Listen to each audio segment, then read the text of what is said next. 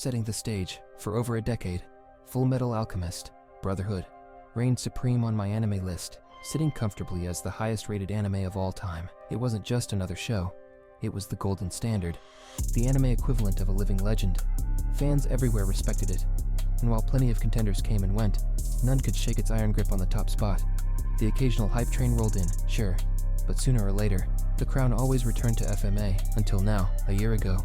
I wandered into a bookstore and picked up a fantasy manga. I wasn't expecting much, just something to kill time. What I didn't know was that I was about to fall head over heels in love with a story so unique and heartfelt that it would later dethrone the anime titan itself. That manga was Frieren, Beyond Journey's End. Fast forward to today, and Frieren isn't just another highly rated show, it's the new king. And spoiler alert, this one's here to stay, but how? In a world oversaturated with fantasy anime, what makes Frieren stand apart? Over the past decade, fantasy as a genre has exploded in popularity, with so many new shows hitting our screens that it feels like the golden age all over again. Yet for all its growth, much of fantasy has fallen into predictable tropes. The biggest culprit? Isekai. Isekai, aka transported to another world stories, has essentially taken over anime. It's everywhere. And while the subgenre once brought excitement and wonder, its modern iterations have become formulaic. Usually it's about a bland protagonist who escapes a depressing life in the real world by getting reincarnated in a magical realm, where they quickly become overpowered and adored by everyone. Fun? Sure. Deep and meaningful? Not so much. Here's where Frieren comes in. It's not an isekai at all, but it owes its impact to how sharply it contrasts with the genre's overindulgence and escapism. While isekai often focuses on starting over and getting it easy, Frieren reminds us that life is about treasuring what we have, learning from our regrets, and growing in the face of loss. But before we dive deeper into what makes Frieren so exceptional, let me hit pause for a quick plug. If you're vibing with this breakdown so far, do me a favor, hit that like button, drop a comment about your favorite fantasy anime, and subscribe. It's free, it helps the channel grow. And hey, maybe you'll even discover a few new favorites. Alright, let's get back to it. While isekai thrives on taking disillusioned characters and dumping them into new worlds, where everything magically goes their way, Frieren starts on the opposite note. The story begins at the end of another. There's no fanfare, no massive stakes. The hero, Himmel, and his party have already saved the world by defeating the Demon King. The journey's over, the evil's vanquished, and now it's time to move on. But what happens when the story doesn't end with the victory? That's where Frieren shines. It steps into the aftermath, exploring themes of grief, memory, and the passage of time with a quiet beauty that sets it apart from anything else in the genre. Instead of chasing power or redemption, this is a story about what it means to truly live, and how even an immortal being can learn the value of fleeting connections.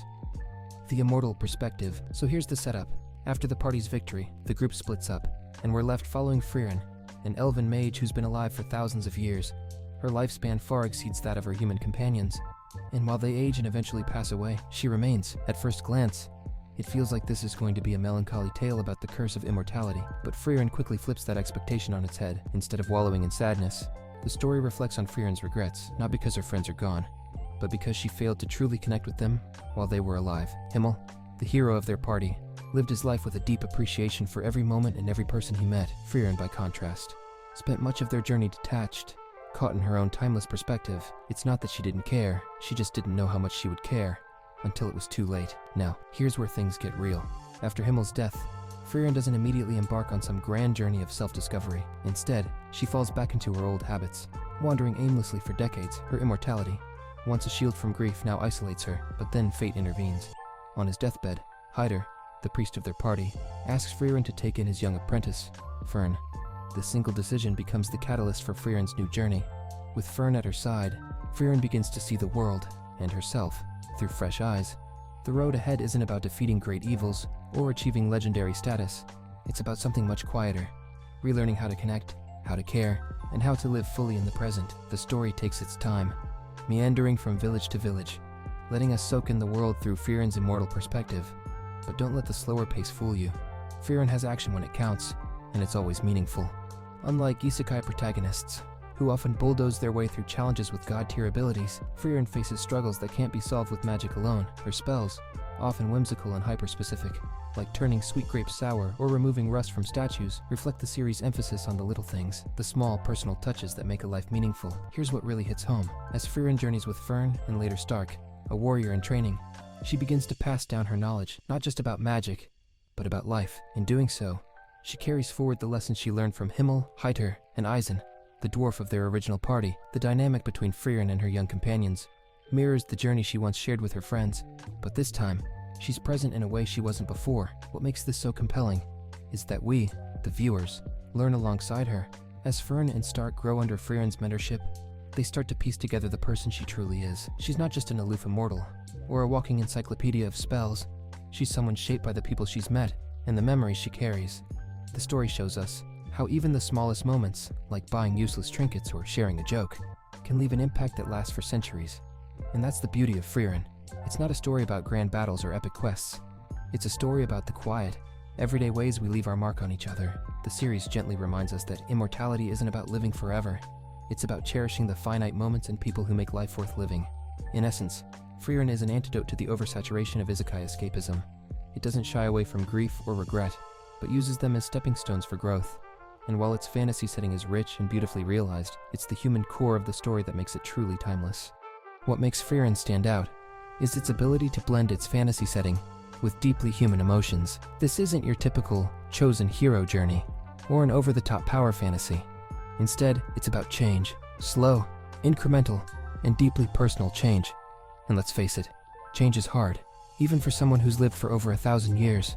Frieren's immortality could have been portrayed as a curse, a never-ending existence filled with loneliness, but instead, the series takes a more nuanced approach. Her long lifespan isn't the source of her struggles.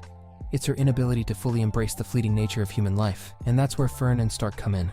They challenge her to step out of her comfort zone, to see the world not as an eternal wanderer, but as someone capable of forming meaningful bonds. The show's brilliance lies in how it uses the dynamic between its characters to explore its themes. Fern, Hyder's former apprentice, is pragmatic and sharp, a perfect foil for Frieren's aloof, almost childlike personality. Then there's Stark, the reluctant warrior, who's as humble as he is strong. Together, they form a new kind of party, one that echoes Frieren's past, but feels entirely fresh. Their interactions are filled with humor, heart, and moments of genuine vulnerability. What sets this trio apart from typical fantasy groups is how grounded their journey feels.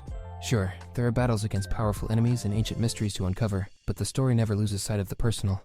It's in the quiet moments, the shared meals, the awkward silences, and the unexpected laughter that Frieren truly shines. These are the moments that remind us why fantasy, at its core, is about exploring the human experience. Take Frieren's collection of oddball spells, for example. On the surface, they seem trivial.